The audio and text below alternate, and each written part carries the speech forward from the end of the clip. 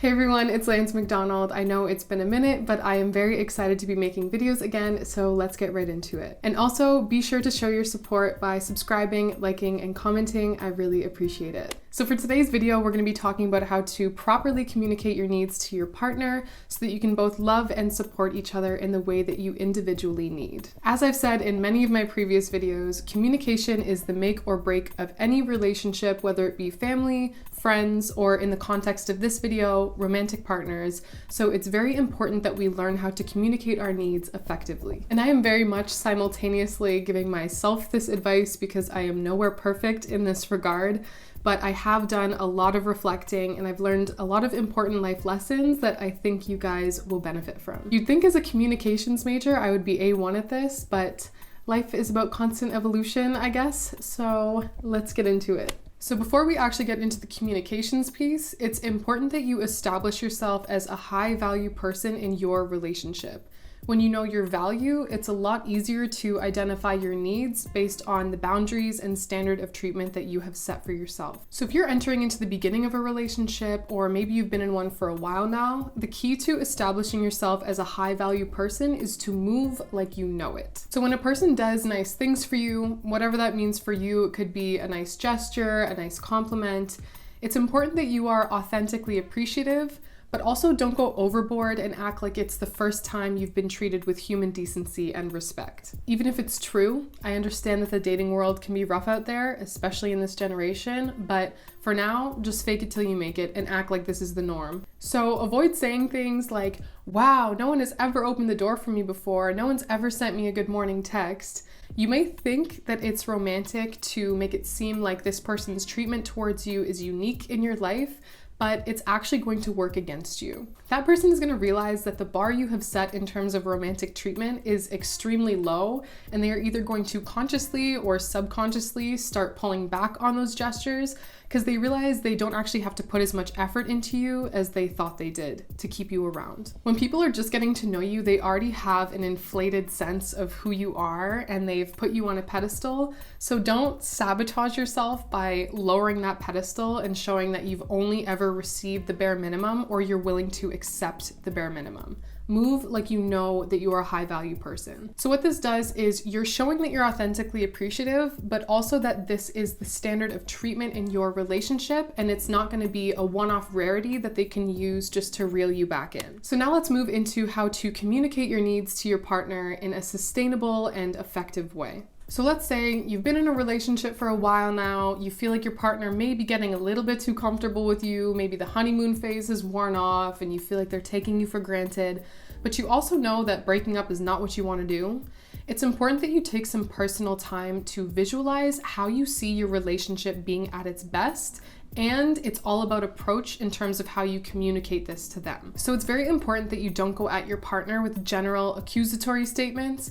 I am definitely guilty of this because I will make note of something my partner did that bothered me and I will ruminate on it, and then I'll tell myself that I need to just brush it off or keep the peace, but then the issue just gets bigger and bigger in my head and I don't realize that this entire time I've kept my partner out of the loop on where my head's at, and then I'll go at them with some general accusation like, I feel like you're taking me for granted.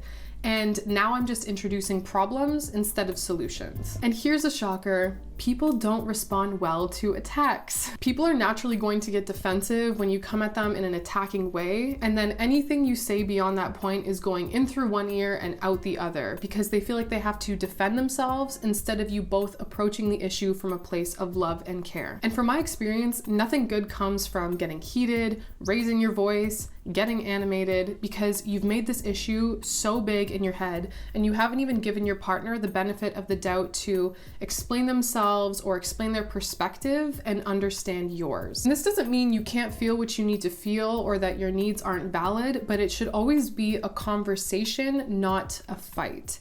You have to remember that your partner, hopefully, isn't your enemy, so it should be you two against the problem, not you two against each other. So now let's actually get into some specifics here. Let's say you want more effort from this person. This is a common thing that people say in their relationships. Well, first you actually have to identify what more effort means to you. Is it a phone call in the evening? Is it your partner helping you more with dinner? Is it spending more one-on-one time without phone distractions? The list goes on. My advice coming from a woman who is attracted to men, I find that you need to get very granular and specific with men because men and women typically process their emotions and communicate their emotions differently. Men typically need a practical approach. So tell me why you're upset or dissatisfied and tell me what I should do to fix it. So that's why it's very important that you identify the specifics as to what you're really asking for in terms of wanting more effort. And I know this doesn't sound very romantic. We tend to have a very romanticized view that our partner should just know us and fix it. But if there's anything I've learned in love, it's that you can't expect your partner to be a mind reader. It's just not fair to you or to them. And I know as women, we typically lead with emotional language, like, I don't know, I just feel so disconnected from you right now. I don't feel seen. But all that's gonna do is paralyze your man because they recognize you're upset, they recognize that there's an issue, but they feel frozen in terms of how they should fix it. Men typically approach situations in formulas, so if I do A plus B, I will get C. And I know that sounds very reductionist, but it's not to say that men are not emotional and complex beings.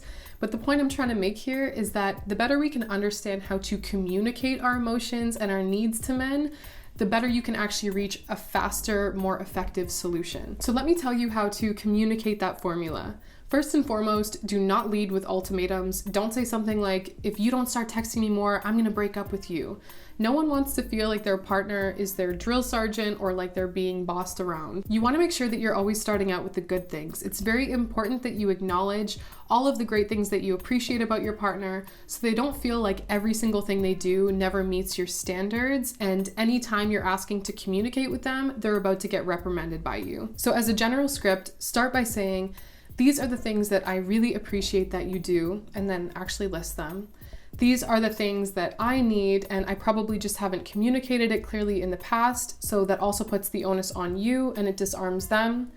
These are the things that I personally feel would make this relationship better, and what I personally need to feel loved and respected and dedicated to this relationship. We all have different love languages, so it's very important that you define how you like to receive love and how you feel most appreciated by your partner, because everybody is different. And if you haven't taken the test, take the love language test online to figure out what your love language is and also what your partner's love language is, because we tend to love people based on how we want to receive love, but that's where the miscommunication comes into play. You have to love your partner the way they like to feel loved, and they should love you the way you like to be loved. Okay, so you've communicated your needs in an effective way, you've taken ownership for your part of the communication, you've acknowledged all the amazing things that your partner does and just the things that you need to feel more loved.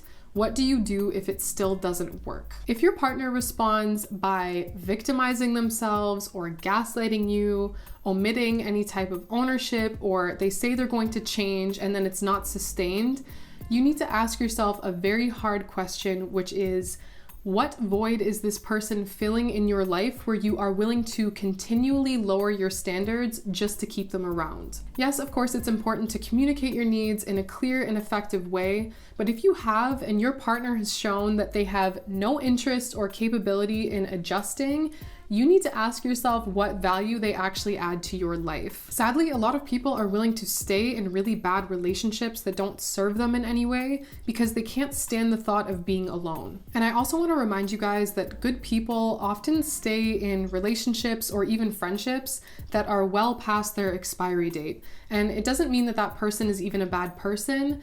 It's just that people can only meet you as far as they've met themselves. I've said this in previous videos that no amount of extra effort you put in, or forcing yourself to give more even though you have nothing left to give, or staying in a bad relationship that no longer serves you, none of that is going to make that person value you or respect you more. If anything, what you're doing is you're teaching them that they can keep pushing your boundaries or disrespecting you with no consequences. And if you know you're a good person and you catch yourself questioning why you're not enough for this person to give you what you need, you need to realize it actually has nothing to do with you. The way that people treat you is a direct projection of their current state in life. If your partner has not done their soul's work to mature, address potential traumas of their past, acknowledge and work on their insecurities, how can you possibly expect that they're going to be able to offer you the best version of themselves? Especially if you're in high school or university, we are so young and we are just starting to formulate our sense of self, address potential conditioning of our past and our past experiences. We're figuring out how we like to give love and receive love, and all of that can be really confusing. And it's okay to acknowledge that maybe what you guys need right now is to spend time apart to work on yourselves. And it doesn't mean that you guys failed or that you're bad people in any way. It's actually a very mature thing to acknowledge that you need to take a step back and work on yourselves so that you can have a more fulfilling dynamic with that person later or with a new person. So I want to end off this video by saying that yes, of course, it's important that you own your piece of the communication in terms of articulating your needs to your partner, but also maybe you're with someone who's actually incapable of loving you in the way that you need. And it's better to acknowledge that now than to stay with someone who doesn't make you the best version of yourself just because you're scared to be alone. Anyways, that's all I have for this video, guys. I really hope you liked it. If you did like it, make sure to show your support by subscribing, liking, and commenting. I really appreciate it. And make sure to stay safe and stay healthy, and I will see you next video. Bye.